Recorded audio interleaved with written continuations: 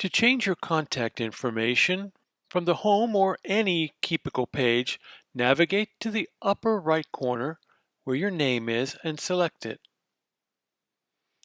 Then select Account Settings. On the Account Settings page, you'll see Contact Information, and then below it, Security Settings, where you can change your password at a later time.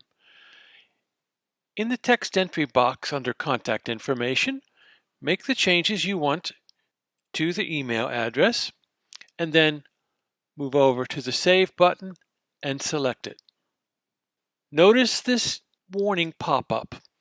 Please check your email and verify the change in address. If you don't verify your new email address, this pop-up will not go away and these changes will not be effective.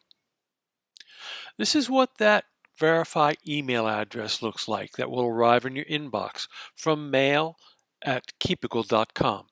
If you haven't received it within about 10 minutes, please check your spam folder. When you receive it, all you need to do is navigate to the box, verify your email, and select it.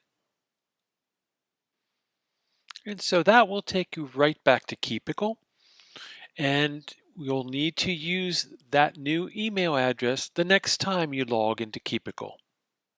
So now you know how to change your contact information in Keepical.